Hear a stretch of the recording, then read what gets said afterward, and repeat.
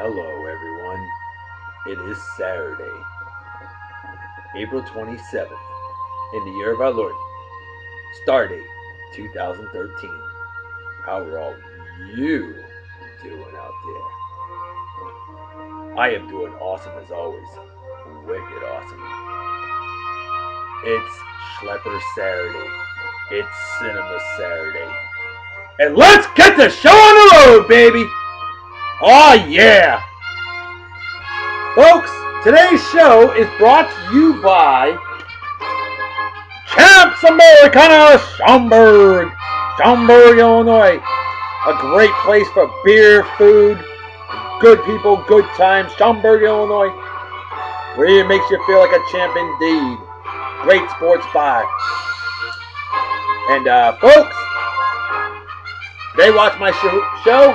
I support their place. With that said, it is time for today's beer of the day. And we are going to use my good friend Derek Dunstan's Wolf Brewery Howlin' Good pint beer consumption apparatus, as we bring out some jolly old England today. Been a while since I had this. Old Speckled Hen. 5.2%. Where's it out of? Of course, Bury St. Edmunds, Suffolk County, jolly old England. Morland Brewing Company. The Old Speckled Hen. Morland's been around since 1711. Proper beer opening apparatus, proper technique, a true British pint indeed right here. Good pop from my good friend Justin Dimmitt. Executive producer of the show, creator of the Beer and Song of the Day Facebook page, and oh, by the way, runs the Babe of the Day album for you. Then we got my good friend Sarah Milligan, living in jolly old England, about 30 minutes from Bury St. Edmunds, maybe 20, actually. And she's our art director, graphic designer, and executive director, executive chef, and runs the Hunk of the Day album for you.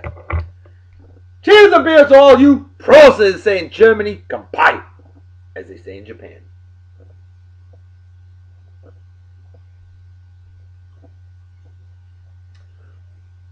Thank you, Paul Ducote, a badass that I work with down here in Yeehaw, Texas, otherwise known as Southern Oklahoma. And Paul Ducote, he is involved in quality assurance, or as I like to call them, quivering anus. See, Paul and I are big beer connoisseurs. I hook him up with beer, he hooks me up with beer. We play beertronics, swaptronics and stuff. And Paul, dude, good stuff. I don't like the smell of it. It's got that skunky, flavor that green bottle beer has. This has it. But the flavor is good. And that works. Clear bottle, so sometimes that can cause an issue. But I give that a C+, above average beer. It was never one of my favorites, but Old Speckled Hen, always good to have it again. Jolly old England, a true pint of beer.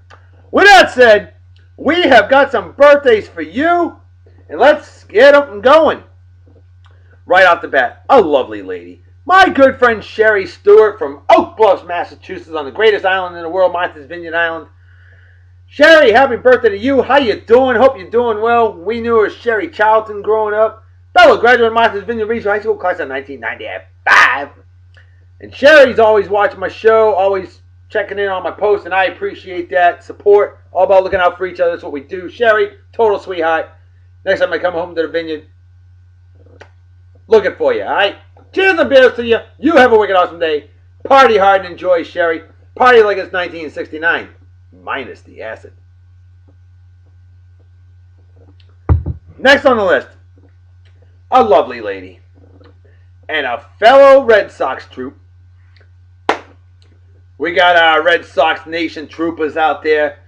And the lovely Robyn Sheardelli, happy birthday to you. Hope you're doing well. Lovely lady I worked with in jolly old England. And what she does for a living, She processes parts for all the jobs all over the place. Supply, they call it. And Robyn, you are absolutely awesome. And a shout out to your awesome half. Adam, how you doing, brother? Hope you're doing well. Adam and Robyn, you guys are totally phenomenal. Wicked hardcore New England sports fans like this guy. Living in Virginia, if I'm not mistaken. And I miss you. Adam, you spoil your better half. It's her birthday. Take care of her. The way the love doctor takes care of his love goddess. Adam and Robyn, loving what the Red Sox are doing, and I know you are too. You have a wicked awesome day. Celebrate well and enjoy. Cheers and beers. Just a good British pint right there. And next on the list, my man Joey Lister. What a kick-ass name. Joey Lister, you know? Happy birthday to you, Joey. How you doing, man? Badass crew dog. That was through the good old Japan. A damn good man. An outstanding man. And Joey, I haven't heard from you in a while. Let me know how you're doing. Hope you're doing well. Hope you have a wicked awesome day. Celebrate well and enjoy. And a big old cheers and beers to you. Hope you enjoy the show, man. And the final birthday of the day goes to my good friend Noah Hazelton. I haven't heard from this guy in a long time either. And Noah lived right up the street from me. Midland Ave Extension. Vineyard Haven, Massachusetts. I've known Noah for over 30 years. And he's a fine, outstanding graduate of Martha's Vineyard Regional High School, class of 1993. And his dad, Mr. Leroy Hazelton, was my 10th grade English teacher. The 10th grade or 11th grade? I can't remember.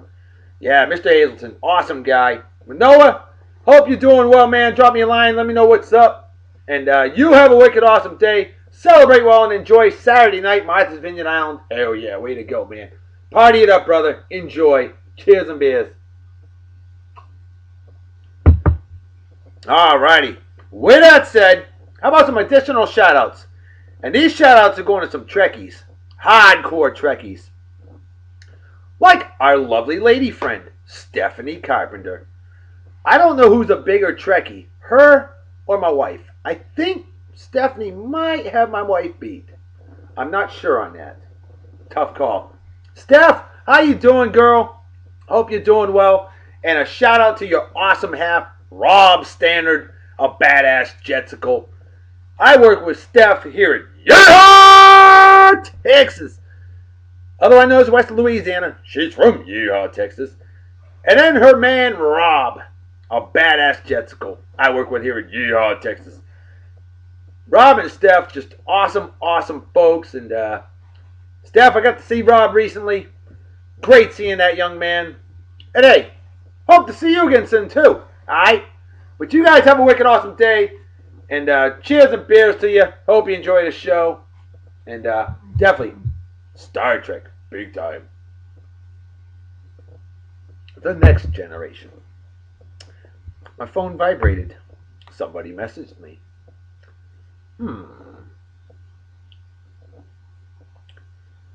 Okay, maybe not. I just got done eating Szechuan Chinese food. Yeah, we had stuff was awesome. Wicked awesome. General Tso's chicken. Yummy. Alright, next on the list, my man Tom Sullivan, another hardcore Trekkie. And a frequent follower and answerer of the trivia. A professional photographer in good old Japan. Tom, how you doing, my friend?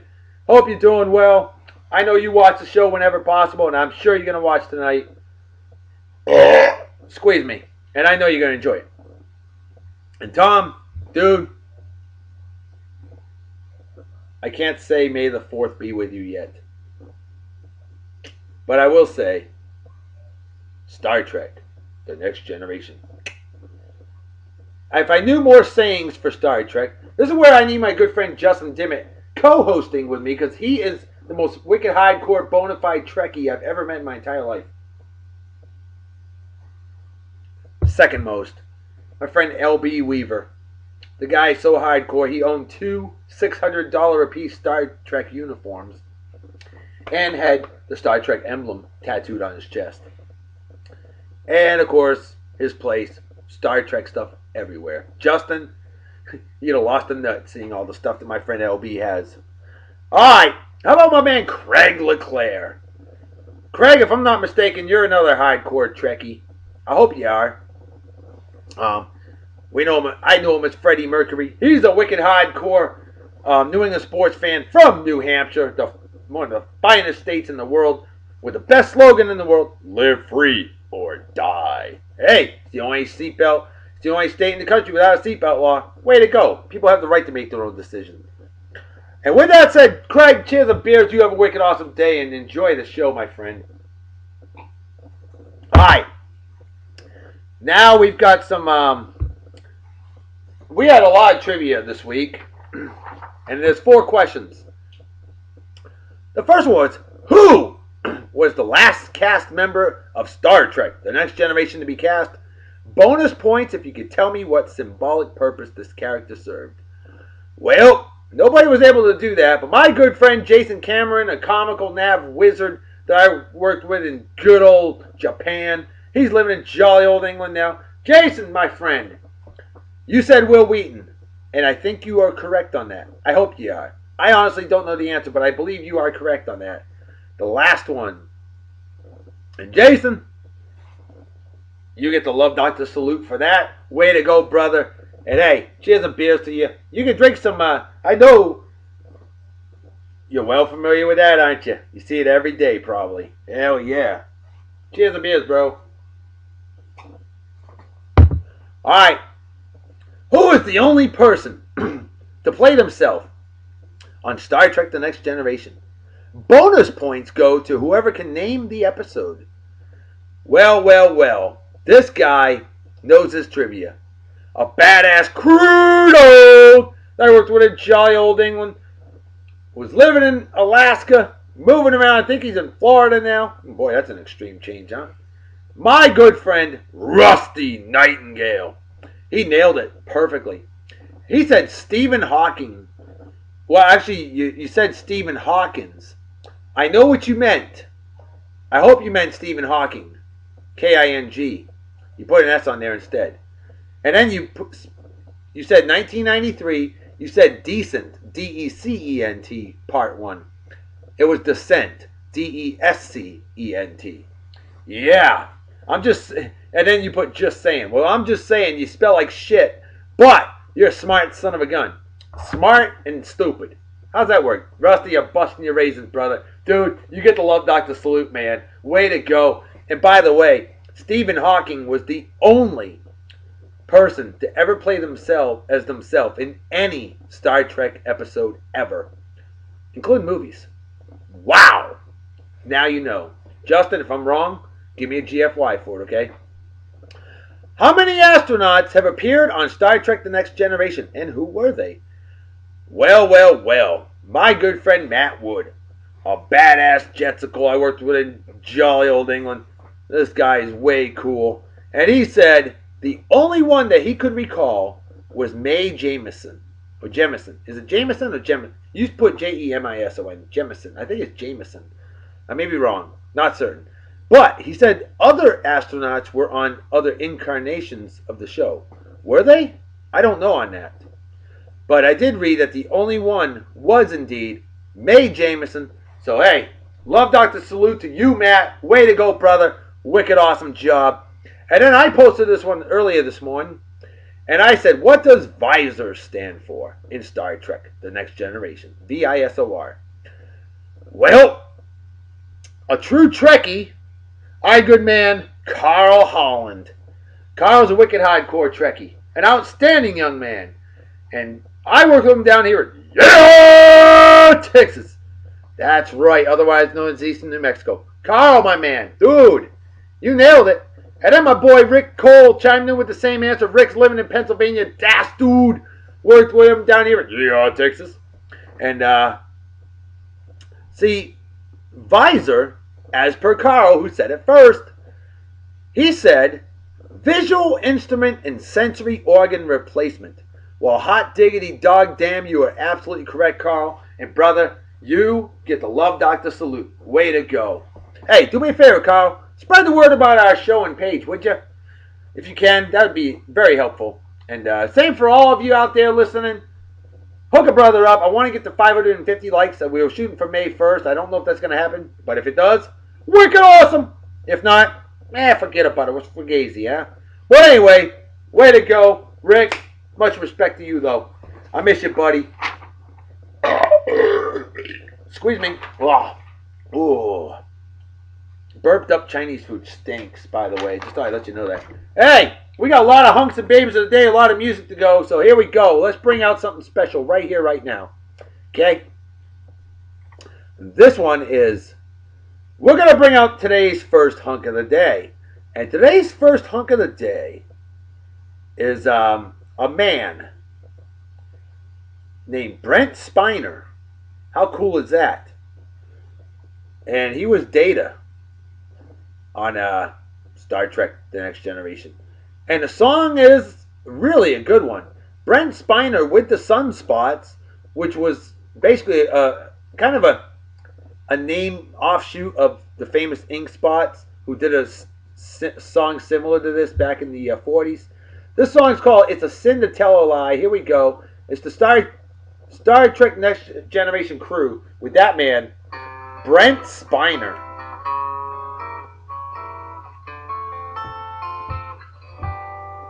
Be sure it's true. And folks, bear with me because I've got a lot of pictures on this here phone, and it does not put them in any kind of order, unfortunately. So there you go, Brent Spiner, Data. Beautiful song, very nicely done. Millions of hearts have been broken just because these words were spoken. Did you know that the original version of the Starfleet uniform was very uncomfortable for the actors, leading to a change of design from one-piece to a two-piece outfit in Season 3? Although the new uniforms were easier to wear, the jackets had a tendency to ride up when the actors were sitting down. Nice. Patrick Stewart got into the habit of straightening his jacket with a sharp downward tug as he stood up, an action that became known among the cast and crew as the Picard maneuver. How cool is that? Wicked cool. Two characters on the show were named after real people. The alien Q was named for Janet Quarton, a British fan, and Geordie LaForge was named after another Star Trek fan, George LaForge, who was confined to a wheelchair. Wow, no kidding. That's pretty cool. So many hearts have been broken. Sounds like Patrick Stewart. Because Yep. these words were spoken. I love you, yes I do. I love What a song. If you break my heart, I love. Again, folks, I apologize. I've got 345 pictures on here, okay? And trying to have to sift through them all is very difficult. It's a sin to tell a lie. All out of order. Boy, does that make me mad. Sorry, Justin. Nothing ever goes perfect for me, does it? Not when you get the luck of a murder victim or electronic devices. Yep, I was hoping to be able to show all of his pictures during his song. Sadly, did not work out. And it's getting darker outside. Data. Brent Spiner. Kind of a little bit of an interesting looking fella. In fact, I did not know this. I had no idea. That's right, from Independence Day. That was Brent Spiner, the wacko scientist. I had no clue until today when I was gathering show notes. And now you know. Brent Spiner. Very cool pick, by the way. Red Spiner, Data, Star Trek The Next Generation / Ultra Cool Dude. Yeah, buddy. There we go. That's the Data we know. That's right. Okay. By the way, speaking of Geordi LaForge, he has been promoted faster than any Star Trek character before or since. In the first season, Geordi was a lieutenant junior grade. In the second season, a full lieutenant. Third season, a lieutenant commander. Other characters that have had that many ranks, but none were promoted as fast as Geordi was. Timeless, a Voyager episode that took place in the future where Geordi was a captain. Wow. In other words, that dude was a badass. Okay? I think it's time for our first babe of the day. And I think it's only fitting we bring out Love Song for Beverly Crusher.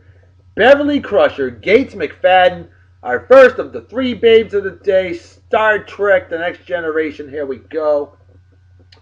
Gates McFadden.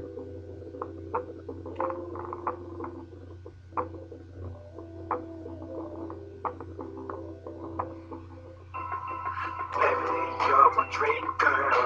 Love the way you look when we hit for speed, girl.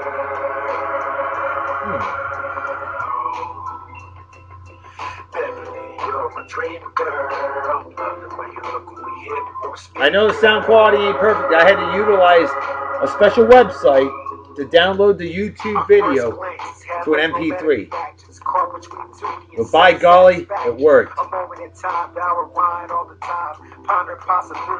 Originally, Data was going to be the chief science officer on the Enterprise and wear a blue uniform. Okay?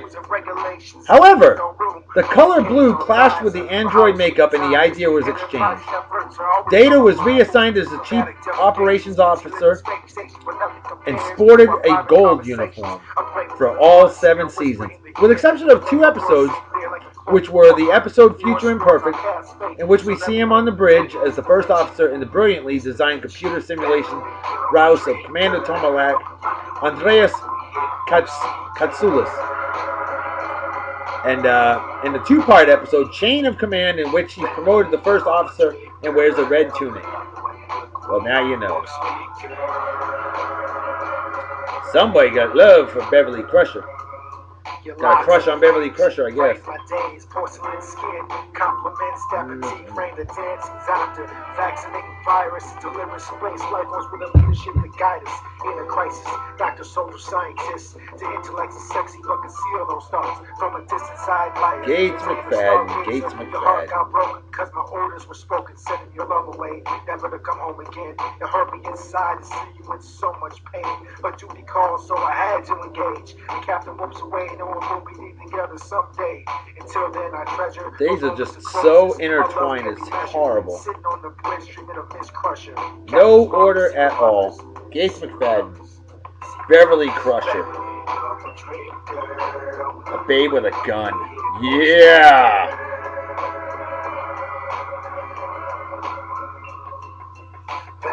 There we go.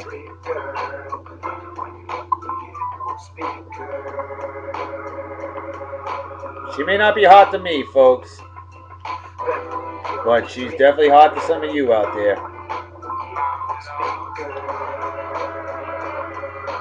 Older and bolder. She ain't ugly. Just older, elegant. She strikes me as the elegant lady of all of Star Trek.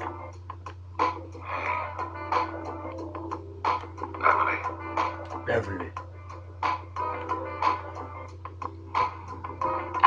Did you know that when a writer's strike hit the series at the start of the 2nd season, several stories from the proposed late 70s series Star Trek Phase 2, which was eventually dropped in favor of becoming Star Trek The Motion Picture, were quickly dusted off and adapted for Star Trek The Next Generation crew? Now you know. You know it's going to happen. Hi, Daddy. Hi, oh my goodness, hi baby daughter. Delilah's here. I've got one for you too. Well, thank you. Here, where's the... over here. Wow.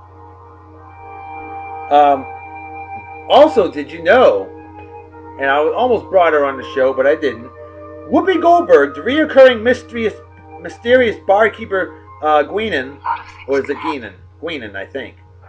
From Guinan? Thanks, baby. Guinan. See, my wife is a Trekkie. Guinan, seasons 2 to 6, was given the role after being a fan of the original Star Trek and expressing interest in having a reoccurring role in the new series. Well, now you know. Guinan. Thanks, Farrelicious Love Goddess. My wife definitely is a Trekkie. Something that, sadly, I am not. I like Star Trek. I'm just not insane about it. That's all. But I like it. And I like you, the viewer. Well, I think it's time for more beer. I think it's time we bring out the next song, the next hunk, and I think you're going to enjoy it. I really do. See what we have here. He's made an appearance on the show before, and he's going to do it again. And we'll be talking about Jonathan Frakes, the Riker song, Commander Riker. Frame of Mind, the Riker song, Frame of Mind, here we go. Jonathan Frakes. How do you feel about that person you used to be? I feel terrible. But thanks to you, I'm doing much better now. And I'm confident that when I leave, I will be ready to take my place in society. And when do you think that will be? There he is. Commander Riker. Right away. Ultra cool dude. Well, you said that when He makes having a beard look cool. And I understood the consequences of my actions, that I would be free to go. Free to go. You mean you don't think you should stand trial for what you did? No. No, I'm looking forward to proving my innocence. I thought you said you accepted what you did. That's not what I meant. I was sick when it happened. I wasn't responsible for what I did.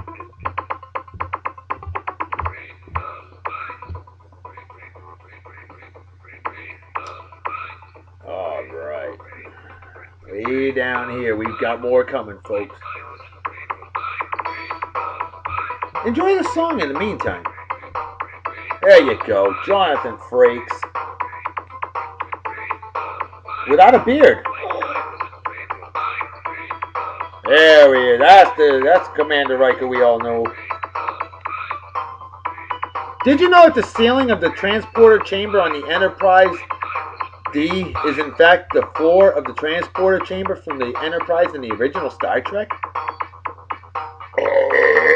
Squeeze me. Now you do.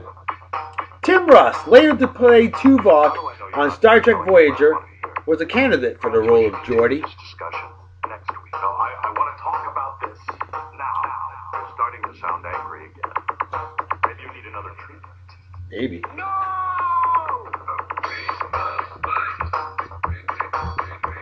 Jonathan Frakes returned to rehearsals at the start of the second season, sporting a beard, with the intention of shaving it off before shooting began. But the producers liked it and asked him to keep it. It remained for the rest of the show's run. He eventually shaved it off during an ending scene of the movie Star Trek Insurrection. In one segment, Q sarcastically notes Riker was more fun before the beard. And that must be from season 1 then, without the beard. Just getting the blood off your hands took over an hour. Blood on your hands. Whoa. The Star Trek crews from all the Star Trek series were ranked number 2 in TV Guide's list of the 25 greatest sci-fi legends. And that was the August 1st, 2004 issue. It's not true. Yes, it is. And if you ever get out of here, you're going to stay. Oh, by the way, according to his own diagnostics, Commander Data's data storage capacity is 800 quadrillion bits. This translates into 100 petabytes, or 100 PB. For comparison purposes, the HTML content of the internet at the time it was 2005 was 1 to 2 petabytes. That's probably close to 100 now. Commander Riker.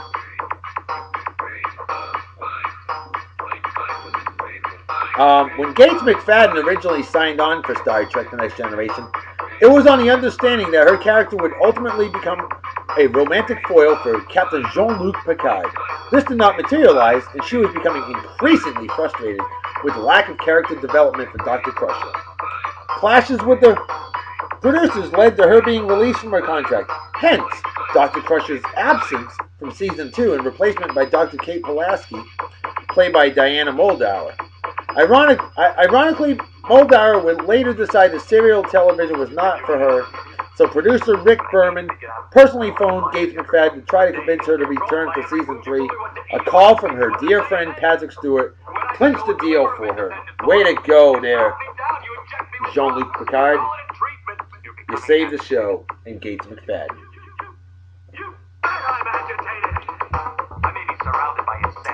Gates McFadden is the only regular appearing doctor from any of the 5 series not to say, "I'm a doctor," not a whatever in some sort of capacity.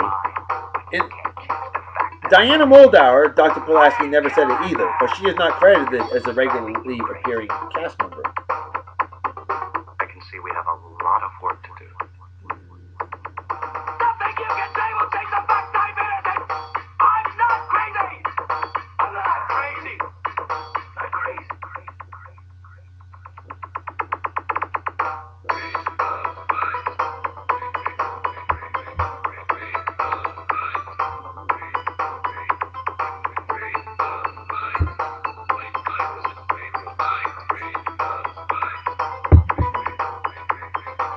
After the second season, producers planned to establish that Geordi had undergone an experimental medical procedure to permanently restore his natural eyesight and eliminate use of his visor.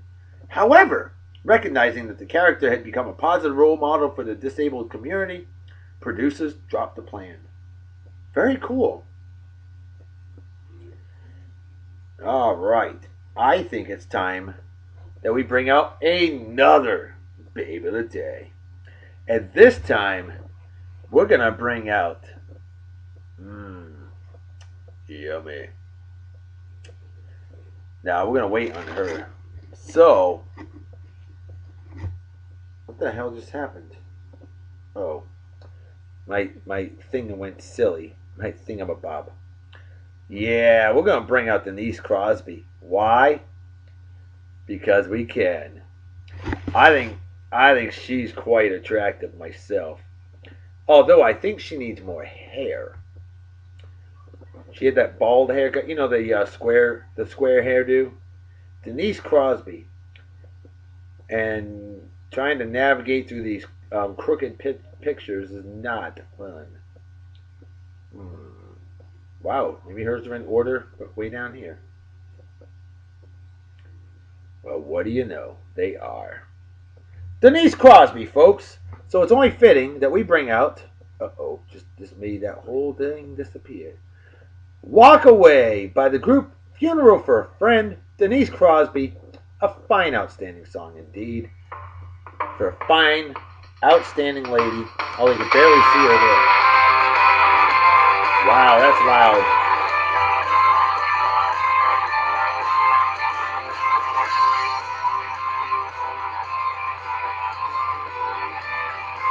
Dang it. 75. There we go. Oh, I can't show that one. She's topless and you can see it. Denise Crosby. She's shown her boobies before. Very nice.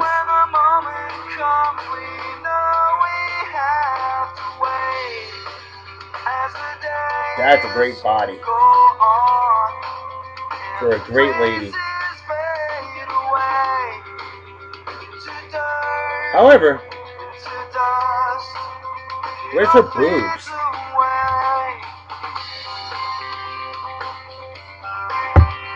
Then again, those uniforms were tight.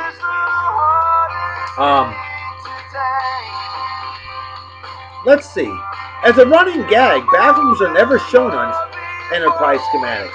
This joke is referenced in Star Trek First Contact when Zefram Cochrane asked Geordi Don't you people from the 24th century ever pee? Also in an interview during the mid-70s on Tomorrow Coast to Coast with Tom Snyder, James Doohan, Scotty, always a legend. We miss him. He stated that bathrooms weren't needed in the future because that's what phasers are for. Way to go, Scotty. Such a class guy. Denise Crosby.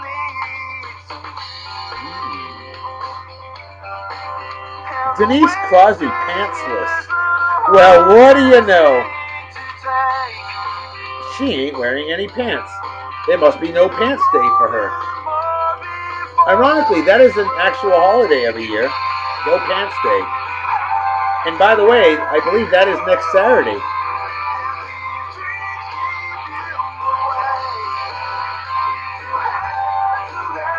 Denise Crosby. For a second there, I thought she was naked, but I remember, no, she got a bathing suit on.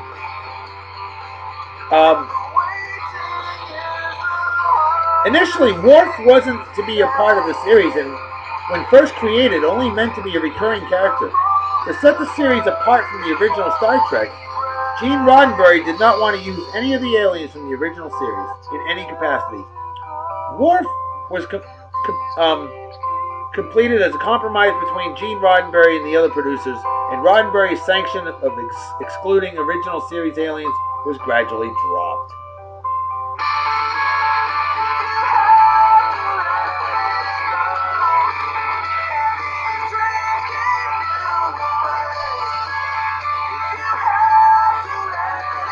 Hey, did you know that Captain Jean-Luc Picard is the only captain in a Star Trek series who did not originate from the United States, as he came from the town of Le Bar in southern France? Captain James T. Kirk was from Riverside, Iowa. Captain Benjamin Sisko of Star Trek Deep Space Nine was from New Orleans, Louisiana. Captain Catherine Janeway of Star Trek Voyager was from Bloomington, Indiana. And Captain Jonathan Archer of Star Trek Enterprise was from upstate New York. Well, where's the mass holes on that, huh? Dina.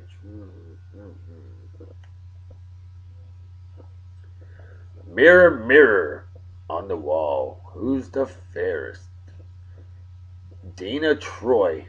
And then she says, oh yeah, and you have sex with Data and lie. Ah!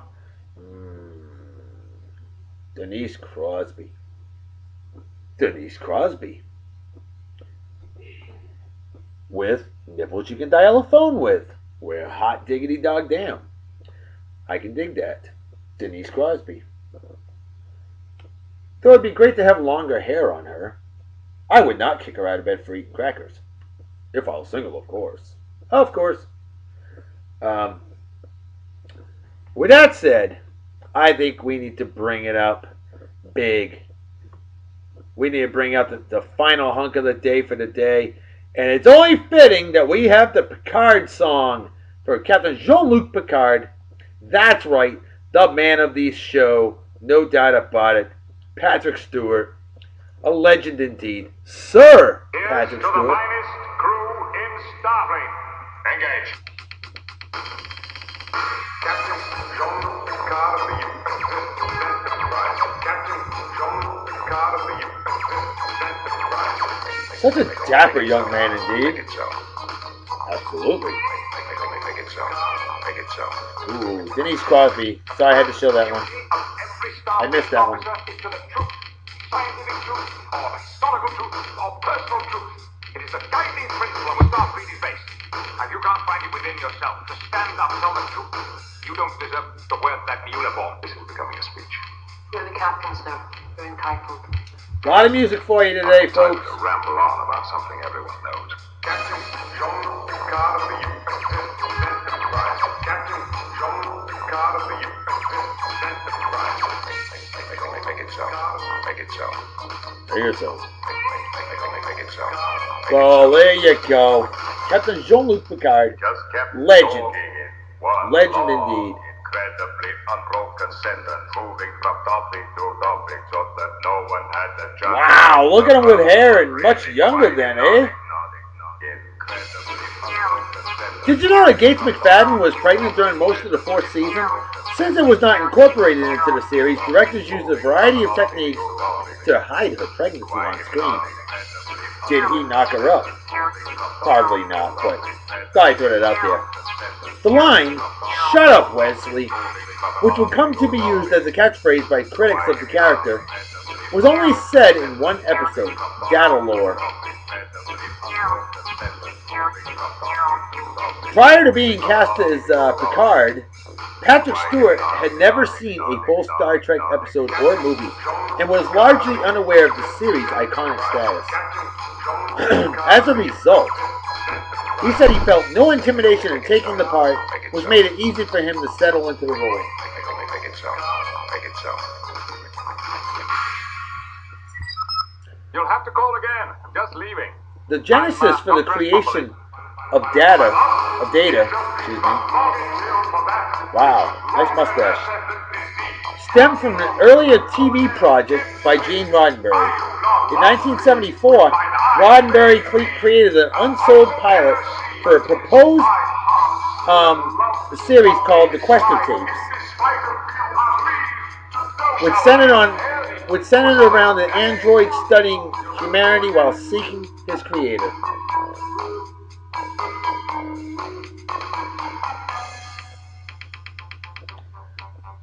Picard often called Riker number one. This stems from British naval history in which first officers were traditionally called number one. The term had also applied to the otherwise nameless Enterprise first officer in the original series pilot The Cage in 1965. Picard's French heritage is also an homage to that country's history of noted explorers. Hey, to the Yankees, he gives a big fat GFY. How about that, huh? Way to go, Captain Jean-Luc Picard. I am the cute as a ball. You will assist us. And here is Sir Patrick Stewart getting knighted by Her Majesty Queen Elizabeth II. I am the cute as a ball. There are 4 lights. Sir Patrick Stewart, Captain Jean-Luc Picard. Definitely a ladies' man. Fit for a queen. And would you look at that? What a kick-ass hat there, eh? Make it so. Make it so. Make it so. Captain Jean-Luc Picard of the Enterprise. Captain Jean-Luc Picard of the Enterprise. Make it so. Make it so. Make it so. Make it so. Captain Jean-Luc Picard of the Enterprise. Captain Jean-Luc Yippers. Captain Jean-Luc Picard for you.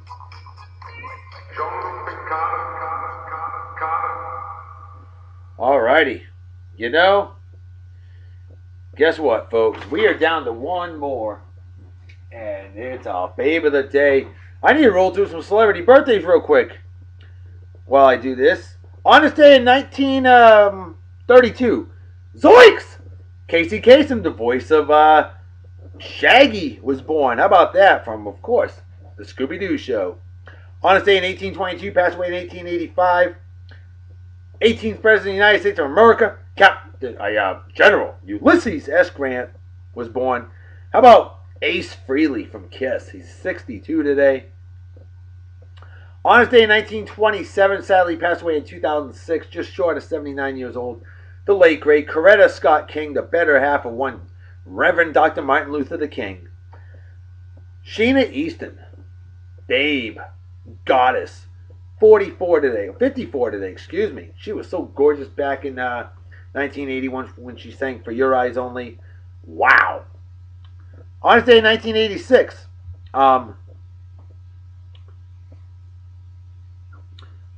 Jenna Lewis Coleman. I can't even read my own friggin' writing.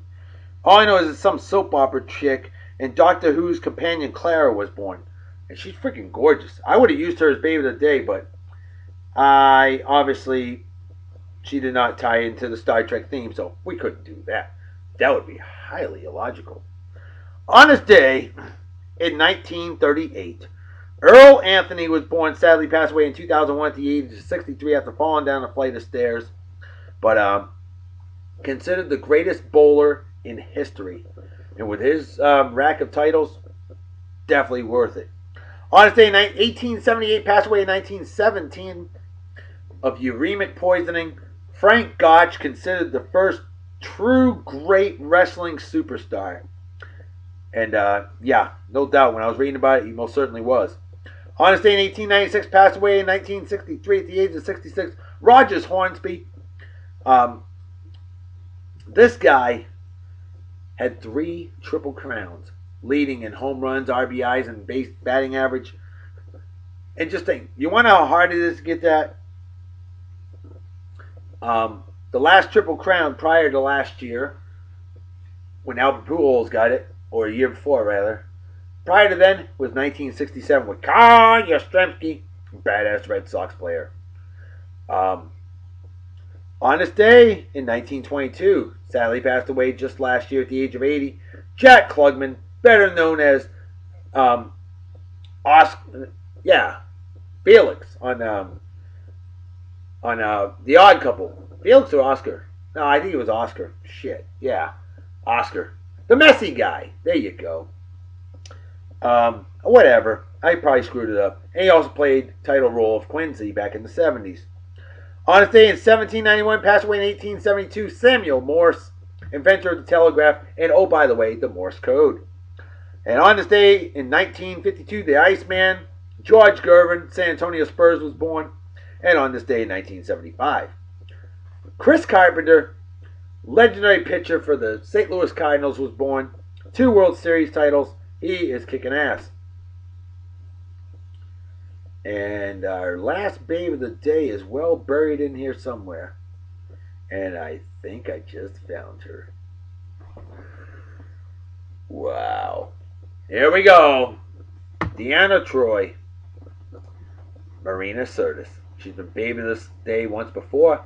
And here she comes again with Sally's song. You need a good sultry song for a good sultry goddess like her. With big jugs.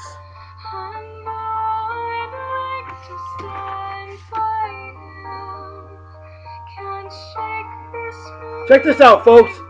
Let's get our random facts of the day out of the way, eh?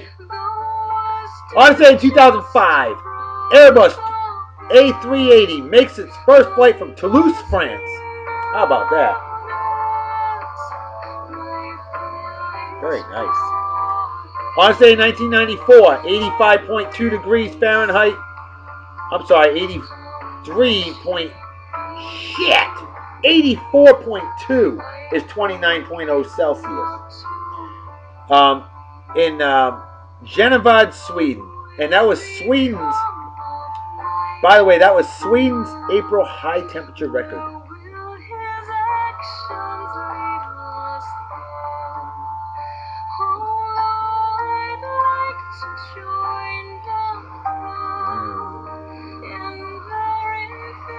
On this day in 1989, mandatory seatbelt law goes into effect in Italy. On this day in 1984, over 70 inches of snow falls on Red Lake, Montana. It's April 27th, folks. Wow. 30 years ago today, on this day in 1983, Nolan Ryan becomes the strikeout king in the major leagues, with strikeout number 3,509, passing Walter Johnson, the big train. Of course, we all know Nolan Ryan went on to a total of 5,714 strikeouts. That ain't ever going to get beat. On this day in 1981, the first female soccer officials hired by the North American Soccer League, which is now defunct, no longer exists. On this day in 1972, Apollo 16 returns to Earth. On this day in 1967, the ever-famous Expo 67 opens in Montreal, Canada. Montreal, Quebec, Canada. By the way, that movie she had nudity in shows her boobies, in case you're wondering.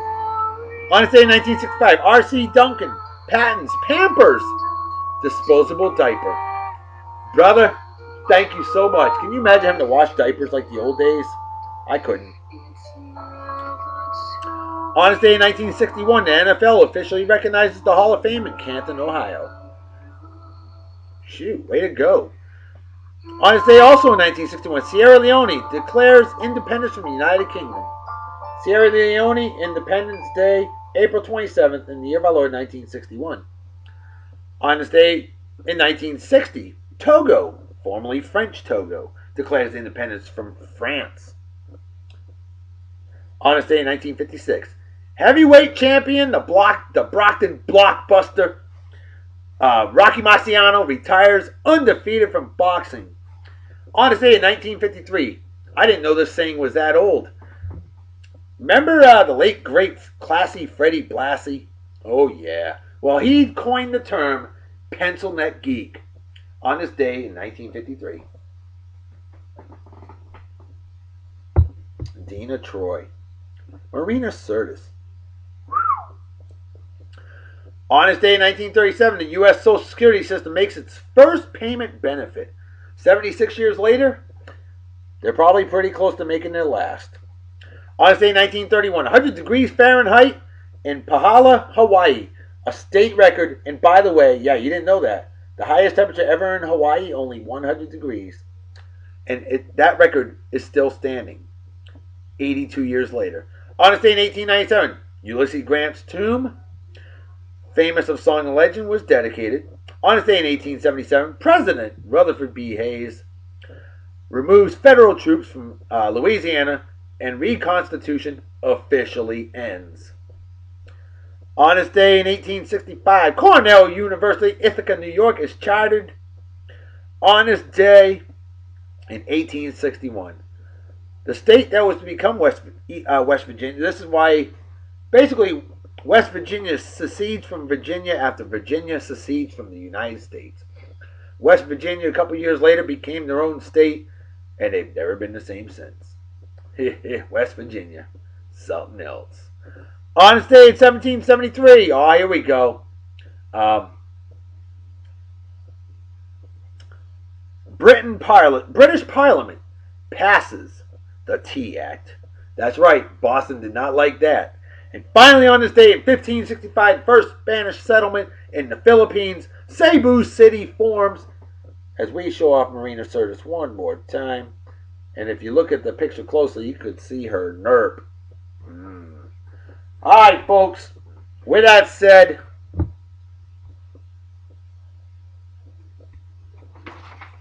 this show is a long one. I apologize for that. Empty as the brain cells of an average Yankee fan. You know what time it is, right? Damn right, Reverend Dr. B. Folks, it's time to make like a fetus to head out, so everybody take care of a wicked awesome night and day. Peace be the journey. Don't do anything I went to. Don't drink and drive my spray. Drink all you may kill yourself or somebody else. And drinking and driving is dumber than being a Yanks fan. And with dumber than that, and for douchebag cocksuckers like Eli. I'm as good as Tom Brady. Manning! Or men slamming women, or racism, or animal abuse. Or just trying to say their names making me want to puke. Or the puke-infested goober schnitzels of the Westboro Baptist Church. Things like that are just plain stupid and definitely deserve a big fat GFY. Folks, I'm out of here. I'll see y'all tomorrow. We got something very special in store tomorrow. So stay tuned. Talk to you later. Bye-bye. Bye.